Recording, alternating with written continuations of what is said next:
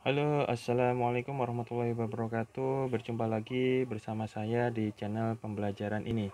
Hari ini kita akan belajar tentang konsep-konsep dari e-business, di mana dalam video ini kita akan membahas tentang definisi e-business, kemudian perkembangan new economy, kemudian cakupan pasar new economy, perkembangan bisnis, dan beberapa studi kasus tentang bisnis. So, tanpa berlama-lama, let's get started. Bagi teman-teman yang belum subscribe, silahkan tekan tombol subscribe dan aktifkan notifikasi loncengnya ya. Dan kalau video ini dirasa bermanfaat, silahkan tekan tombol like, teman-teman. Oke, pada pertemuan kali ini kita akan membahas tentang apakah e-business itu serta pengaruhnya terhadap new economy, kemudian dukungan e-business pada dunia industri, lalu perkembangan e-business yang terjadi saat ini dan penggunaan internet untuk aktivitas e-business. Baik, tentang konsep e-business. E-business ini dipandang sebagai aktivitas penggunaan internet sebagai network dan memberdayakan proses bisnis, kemudian perdagangan elektronik, komunikasi dalam organisasi, serta kolaborasi yang terjadi dalam perusahaan yang meliputi customer, supplier, dan stakeholders yang lain. Nah, pada intinya, e-business merupakan penggunaan teknologi internet untuk meningkatkan produktivitas atau profitabilitas bisnis. Hal ini berarti bahwa cara untuk menjalankan proses bisnis itu tetap sama, seperti bisnis konvensional. Tetapi dalam e-bisnis, komponen-komponen bisnis yang saling berhubungan itu mengalami transformasi. Nah, berbicara tentang e-bisnis tidak dapat dipisahkan dengan e-commerce, di mana kedua istilah tersebut seringkali dianggap sinonim. E-commerce sendiri adalah aktivitas jual beli, pemasaran dan layanan produk melalui jaringan komputer atau disingkat sebagai e-commerce. E-commerce ini juga dipandang sebagai aktivitas ekonomi melalui media online yang memanfaatkan teknologi internet. Nah, mengapa sih banyak orang menjadi rancu antara e-bisnis dan e-commerce? Karena pada prinsipnya e-bisnis ini juga mencakup proses transaksi antara supplier dan customer, di mana hal inilah yang menjadikan istilah e-bisnis itu tumpang tindih dengan e-commerce. Namun, e-bisnis jauh lebih luas cakupannya daripada e-commerce karena pada e-bisnis itu menggabungkan transaksi internal dalam sebuah organisasi yang meliputi ada aktivitas procurement atau pengadaan, lalu logistik, kemudian manajemen rantai pasok atau supply chain management, lalu pembayaran, kontrol stok, ataupun order tracking atau pelaksanaan pelacakan pesanan. Nah, sehingga dapat dikatakan bahwa e-commerce merupakan bagian dari e-business pada sisi proses jual beli produk dan layanan. Nah, pada saat internet pertama kali diperkenalkan, pelaku bisnis hanya memanfaatkan internet sebagai alat penjualan dan pemasaran, misalnya dalam bentuk katalog online. Nah, sekarang perusahaan berlomba-lomba melakukan inovasi untuk meletakkan semua proses bisnisnya, bukan hanya sekedar penjualan, tapi agar proses bisnisnya bisa jauh lebih interaktif, lebih online, dan memakai model yang berbasis web. Dan inilah yang disebut dengan e-business. Nah, model e-business ini sendiri bukan hanya sekedar memiliki website yang baik atau bagus di internet, tapi jauh lebih daripada itu adalah bagaimana suatu perusahaan menggunakan intranet, extranet, dan internet untuk memfasilitasi setiap bagian operasional perusahaan. Nah, termasuk di dalamnya adalah kegiatan e-commerce, procurement, fulfillment, dan fungsi dari customer services. Nah, pada e-business juga mencakup konsep bisnis seperti knowledge management, supply chain management, customer relationship management, dan marketing. Nah, selanjutnya kita membahas tentang perkembangan new economy. New economy ini mengacu pada perekonomian yang didasarkan pada teknologi digital. Istilah yang sering digunakan selain new economy adalah internet economy, digital economy, ataupun web economy.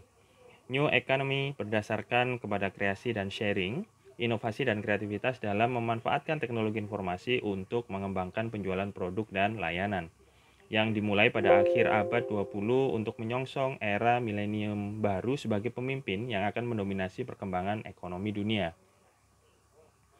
Pergeseran dari old economy ke new economy di sini tentu tidak terlepas dari penggunaan internet, yang membuat hadirnya konsep organisasi boundaryless atau tanpa batas. Nah, organisasi atau perusahaan sekarang ini tidak lagi dipandang sebagai entiti individu, tapi sebagai bagian dari jaringan yang terintegrasi di mana teknologi informasi dan komunikasi itu memegang peranan utama dalam memperlancar transaksi dan kolaborasi antara rekan usaha. Nah, yang selanjutnya adalah cakupan pasar new economy.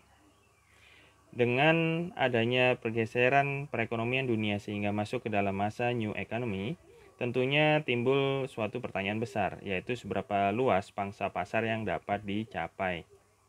Nah, berbicara tentang luasan pangsa pasar new economy, berarti sudut pandang yang harus dipakai adalah di mana new economy tersebut bermain. Artinya berbicara tentang penggunaan internet dalam masyarakat internasional. Nah, grafik pertumbuhan penggunaan internet di dunia yang dikelompokkan berdasarkan benua dari tahun ke tahun itu ditunjukkan pada gambar berikut ini. Nah, pada gambar ini memperlihatkan perkembangan yang cukup signifikan di mana tahun 2009 masyarakat dunia menggunakan internet itu hanya sebatas 1,6 juta. Kemudian naik menjadi 2,786 juta pada tahun 2015.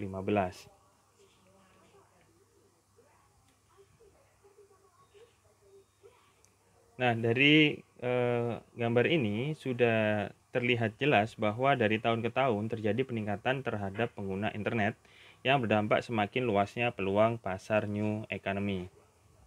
Nah, yang selanjutnya kalau kita bahas tentang perkembangan e-bisnis, itu tentu kita akan membahas tentang faktor utama yang membuat internet mengalami perubahan menjadi sebuah sarana komunikasi global, yaitu World Wide Web atau WWW di awal 1990-an. WWW ini merupakan katalisator yang mengubah lingkungan bisnis dan membuat banyak perusahaan mengintegrasikan model bisnis tradisional menjadi online. Nah, berdasarkan survei internet yang diselenggarakan oleh Oxford Internet Institute yang mengeluarkan laporan Oxford Internet Survey pada tahun 2013 menunjukkan bahwa pada transaksi finansial pribadi dan aktivitas e-commerce terjadi peningkatan yang terus-menerus sejak tahun 2005 sampai 2013. Penggunaan layanan bank online pada masyarakat Inggris yang menjadi sampel survei ini meningkat dari 45% di tahun 2005 menjadi 61% pada tahun 2013.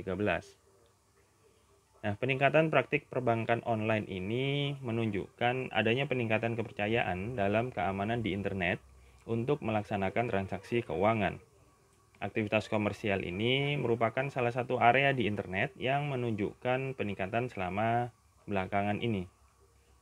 Nah, hal ini merupakan salah satu indikator adanya transformasi cara berbelanja dan kegiatan komersial lainnya. Nah, dari pembahasan kita ini bisa kita simpulkan bahwa e-bisnis adalah sebuah model bisnis yang berkembang seiring dengan adanya dunia baru, yaitu dunia maya dan dunia internet.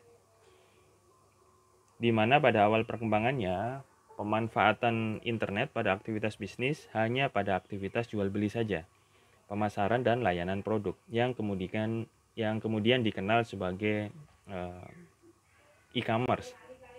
Nah, selanjutnya terjadi perkembangan bukan hanya dari aktivitas e-commerce, tapi juga mencakup aktivitas internal perusahaan dan semua proses di dalam perusahaan yang meliputi procurement atau pengadaan, kemudian fulfillment atau pemenuhan, lalu pengelolaan rantai pasokan atau supply chain management, dan e-commerce.